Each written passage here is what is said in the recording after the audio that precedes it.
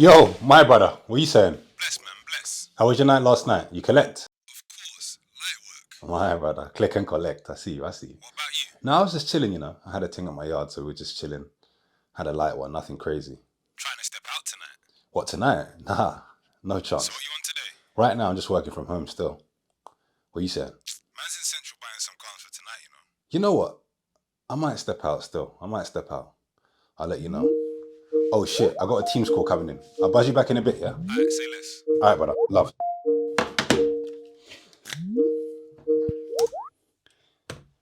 Hey guys, how's it going? Great, good. Yeah, well, thanks. What about you?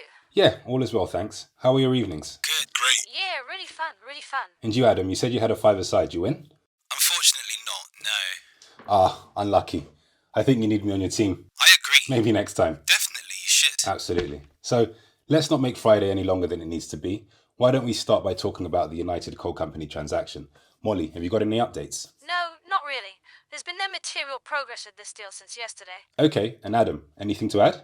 Code switching is almost as natural to me as walking. But the question is though, why is that the case? In this video, we'll discuss the why and whether it's actually intentional. Now, before delving deeper, let's determine what code switching actually is. Google defines it as the practice of alternating between two or more languages or varieties of language in conversation. So for the purposes of this video, we'll stick to that definition. Now in this video, we'll focus on three accents in particular: MLE, Cockney, and received pronunciation. These are the three most popular accents in London alongside Estuary English. I've discussed these accents in another video, which I'll link up here, but in essence, people from London tend to code switch between these three accents primarily. I played football for many years and noticed that many of my inner city teammates who had MLE accents would adopt a Cockney accent when amongst the footballing crowd. I myself did this as well. Also in London, it's not unusual to hear people with MLE accents adopt a more Cockney accent depending on their job. So for example, a police officer, a black cab driver, a tradesman, somebody who works in a pub and or a football coach. It's not unusual for these guys to adopt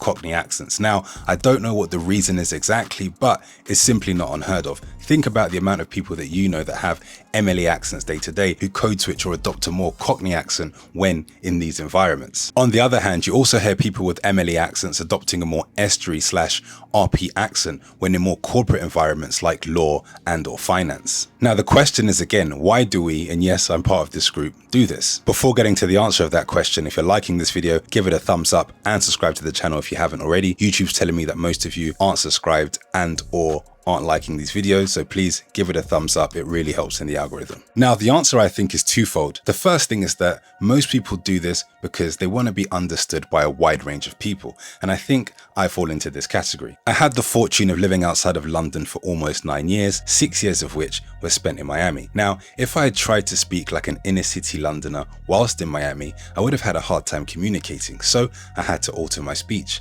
enunciate things, slow down, and really think about the words I was using, because if I was using inner city London slang outside of a few scenarios where it was perfectly acceptable because of music and some other cultural references, most people wouldn't have understood me and wouldn't have taken the time to understand what I was saying. Also, at the time, there was very limited content covering this topic, so people didn't have the information to understand me. I was their kind of conduit to London English. So for me, code switching made sense in a bid to be widely understood. I mean, why struggle to be understood when you can make everybody's life easier? Now, the second reason I think people code switch is because they want to assimilate to the dominant group in their society. And by the way, the two reasons aren't mutually exclusive. You can want to be understood and want to assimilate, right? It doesn't have to be either or.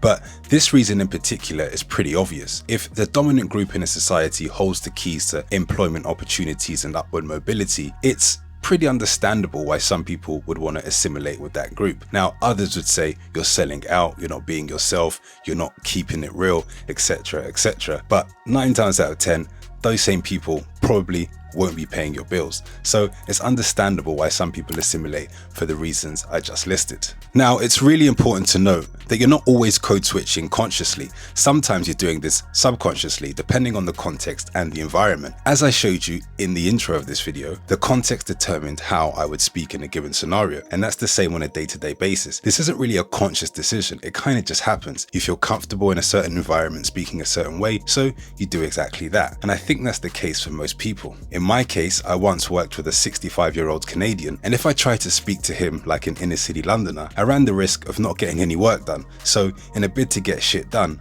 I had to code switch, and I think that's the case for most people. Now, what would be interesting to know is whether you guys code switch down in the comments below. If you like this video, give it a thumbs up. Don't forget to subscribe to the channel if you haven't already. I'll see you in the next one. Peace.